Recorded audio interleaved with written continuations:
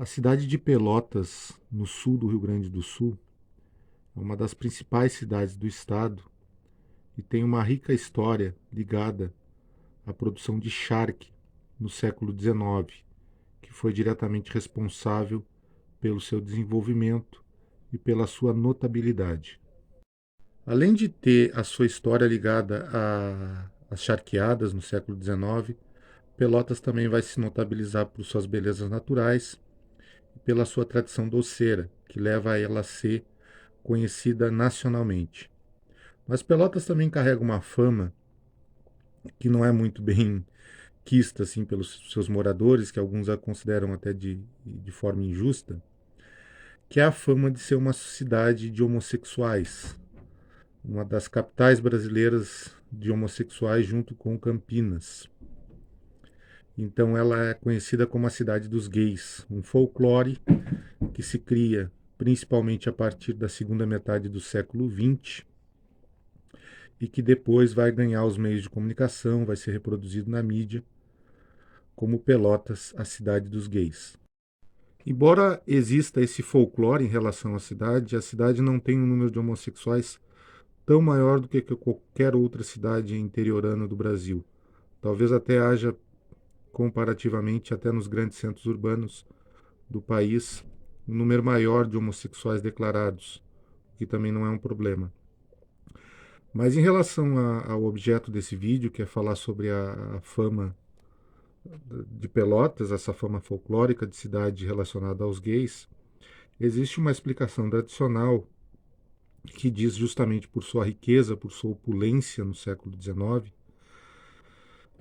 filhos de charqueadores e de todas as pessoas que estavam envolvidas ali naquele processo, enfim, a elite econômica da cidade, mandava esses filhos justamente estudarem na França, estudarem na Europa. E ao retornarem, eles voltavam com hábitos, com modos, com maneiras refinados. Isso dava um contraste muito grande naquela sociedade patriarcal rio-grandense, que era chucra, que era rural, que era muito ligada à pecuária. Isso se destacava de outras cidades. Isso seria um dos motivos da cidade ter ganhado essa alcunha, até mesmo como uma forma de menosprezar essa riqueza, essa opulência que a cidade tinha. Existe também uma outra explicação acessória que diz que a cidade ela não mandava soldados para a guerra, porque como era uma cidade muito bem organizada, muito bem limpa, com vários prédios públicos, com uma infraestrutura muito boa, em ocasiões de guerra, a cidade era proibida, era vedado mandar soldados, enfim, para a guerra, porque havia um hospital, que seria a Santa Casa de Misericórdia, e então a cidade ficava encarregada de atender os doentes, os feridos da guerra. Pois justamente essa questão da cidade ter sido escolhida como sede do Hospital dos Feridos da Guerra, eu acho que tem um fundo histórico, sim, mas isso não significava necessariamente que Pelotas e a região ela não mandava soldados para a guerra. Pelo menos do ponto de vista histórico, tanto nas principais guerras platinas ali do século XIX, na guerra contra Uribe e Rosas, na guerra contra a Aguirre, mesmo na guerra do Paraguai, a gente vai encontrar fartamente em vários jornais da região listas de alistamento, listas de voluntários da pátria com pessoas de Pelotas, inclusive batalhões, oficiais médios, oficiais superiores, soldados rasos da cidade. Então acho que isso não se sustenta tanto. Pode ser que sim, que se sustenta a questão da cidade como ter um bom aparato de saúde, tratar os feridos na guerra, mas dizer que não mandava soldados, que a cidade estava isenta de participar de esforços militares, mandando gente, mandando recurso humano, eu acho que aí já é mais mito. Agora, em relação à riqueza da cidade, à pompa da cidade, que vai constituir toda uma aristocracia em função do charque, da pecuária no século XIX, isso sim é verdadeiro. Tá? De tal forma que é verdadeiro e bem plausível que se mandassem filhos desses charqueadores ou das pessoas envolvidas diretamente ali com os negócios da cidade estudarem no estrangeiro. Agora, a gente vai perceber o seguinte: a pompa, a riqueza dessa cidade, ela aparece em vários viajantes do século XIX, que na verdade nos fazem a entender que esse fenômeno de se mandar filhos estudarem no estrangeiro é parte do que está acontecendo na cidade durante o século XIX. A cidade ela é aristocrática, ela assume esse caráter aristocrático, nobre, fidalgal. Então, por exemplo, assim, ó, a gente tem em 1828 o suíço-alemão Karl Zeidler tecendo vários elogios à cidade. E esse Karl Zeidler ele escreveu um livro na Alemanha, cujo título é 10 anos no Brasil, que ele mete o pau no Brasil, ele fala horrores do Brasil, ele fala que é um bando de maltrapilho, ladrão, é um lugar sujo, caipira, atrasado. A única exceção que ele faz é Pelotas, que ele diz o seguinte, que há mais civilização em Pelotas naquele momento, 1828, ou seja, nem tinha acontecido ainda a, a Revolução Farroupilha. Ele diz que há mais civilização do que qualquer outra cidade, tá? E a cidade se distingue de todas as outras cidades brasileiras por sua cultura, por sua educação, por ser uma cidade bem arrumada, bem asseada, onde imperava valores, digamos assim, entre aspas, europeus. Em 1839, nós teremos o francês Nicolau Drais visitando Pelotas e também tecendo vários elogios à cidade, inclusive dizendo o seguinte, que as senhoras pelotenses não perdiam em nada em elegância e boas maneiras com as melhores senhoras parisienses. Em 1865, durante o processo da Guerra do Paraguai, o Condé, que vem a ser o marido da princesa Isabel, filha de Dom Pedro II, ele destaca a opulência, a riqueza da cidade. E ele até fica meio impressionado que como é que a cidade não é a capital do estado, da província do Rio Grande do Sul, no caso. Porque perto de Porto Alegre, Pelotas era muito mais avançada, muito mais organizada, asseada do que a capital da província. A cidade, de fato, durante o século XIX, ela tem uma grande nobreza, uma espécie de nobreza terratenente, tá? Com vários barões, comendadores. Se eu não me engano, tem visconde e conde também. Várias pessoas que fazem parte da Ordem de Cristo, fazem parte da Ordem da Rosa também. Então, havia toda uma elite econômica ali ligada principalmente à produção de charque e, consequentemente, à pecuária, tá? Que imita essa aristocracia, que se faz parte como aristocracia, né? E lógico, a riqueza, a opulência, a dinheiro, é uma economia vibrante, certo? Durante todo o século XIX, a gente vai perceber em várias obras do Brasil e em jornais também um elogio a essa questão do requinte, do luxo pelotense. Eu achei um trecho aqui muito interessante, é de um jornal satírico do Rio de Janeiro, chamado Bazar Volante, do dia 11 de fevereiro de 1866. E é um pseudônimo chamado Juca Moço, que ele faz a seguinte comparação. A Paris, como noutro tipo repete a cada instante. A Pelotas, ou seja, Pelotas seria tão sedutora, tão luxuosa, tão refinada como Paris, de acordo com esse cronista. Ao longo do século XIX a gente vai perceber isso muito, tá? Tem um jornal de Minas Gerais também, aí já lá por volta de 1888, que diz que as cidades mineiras tinham que seguir o exemplo de Pelotas, tá?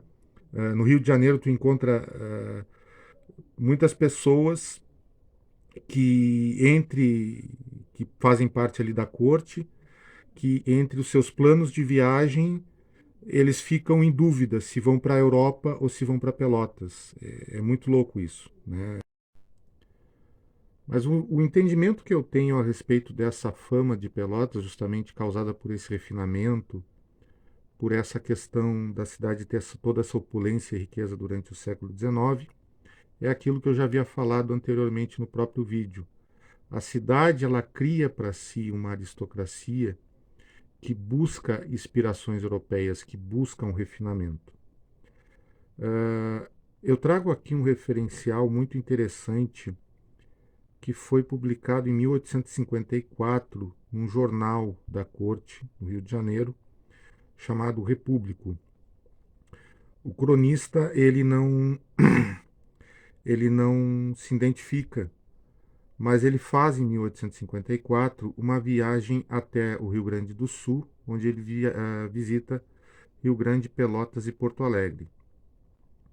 Ele chega em Pelotas durante a Semana Santa de 1854 e ele fica impressionado com as comemorações da Semana Santa, principalmente pela grande quantidade de prata que ele encontra nas igrejas, tá? Encontra ouro também, encontra tecidos valiosos, luxuosos, e que todas as irmandades religiosas, mesmo as leigas, elas apresentavam toda essa opulência, esse luxo da cidade.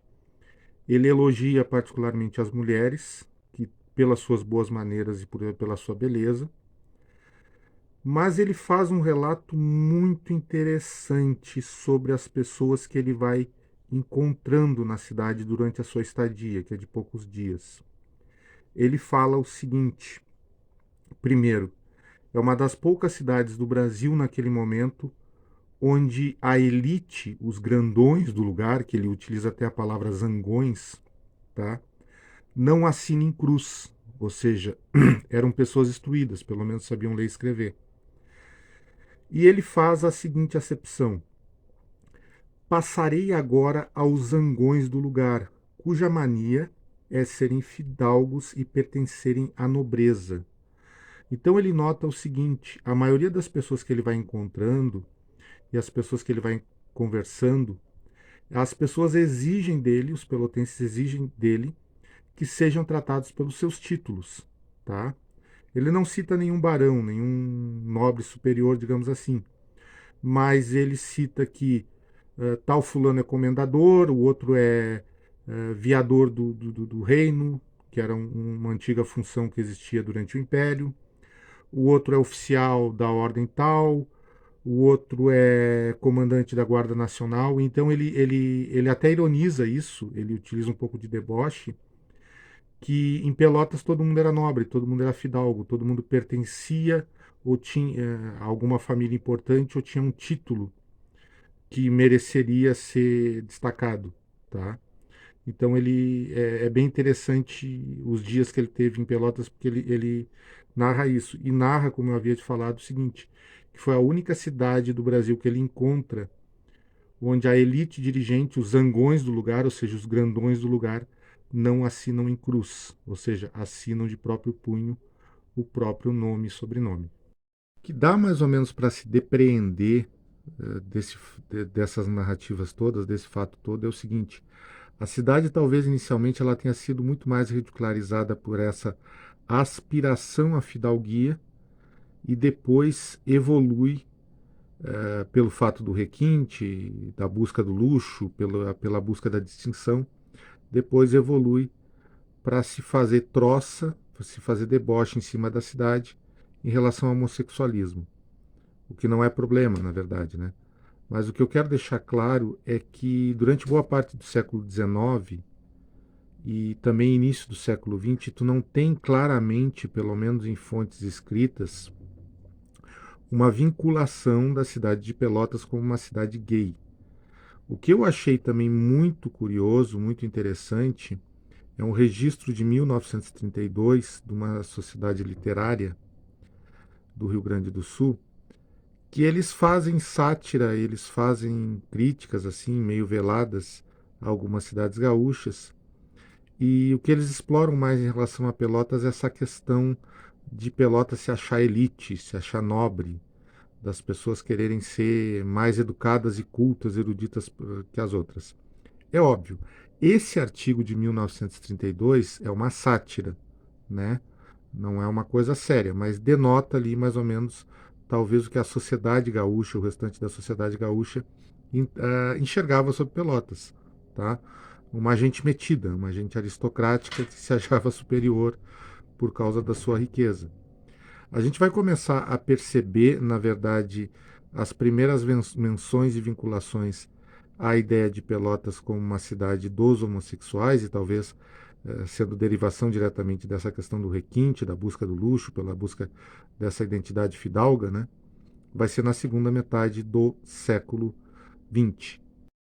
Então, durante a década de 50, já há alguns programas de rádio, tanto no Rio de Janeiro como no Rio Grande do Sul, que começam a ironizar a fama da cidade, relacionando ela à questão do homossexualismo. E essa fama vai crescendo, né? Vai crescendo, vai crescendo. E em 1972, numa televisão de alcance nacional, a gente vai ter a transmissão do concurso de fantasias do Teatro Municipal do Rio de Janeiro. E o grande vencedor vai ser o costureiro baiano Evandro de Castro Lima, uma lenda do carnaval carioca. O mais curioso é o seguinte: ao ser entrevistado sobre o seu trabalho, sobre a sua origem, enfim, as suas ideias, o Evandro de Castro Lima se declara como pelotense, justamente para reforçar também que ele era homossexual. A partir daí, digamos assim, já houveram alguns eventos anteriores, mas a partir daí, isso sendo retransmitido em âmbito nacional, para a mídia, para outros veículos impressos, enfim, para anos posteriores, a fama da cidade vai crescer cada vez mais. Embora é aquela coisa que eu falo, ela já havia alguns anos anteriores, pega força a partir da segunda metade do século XX, talvez por questão da mídia, tudo. Mas talvez seja uma derivação, para concluir esse vídeo, dessa questão, dessa aspiração pelotense à aristocracia, ao requinte, à ideia da boa educação, da erudição. Então é apenas uma contribuição bem modesta sobre a discussão sobre a fama de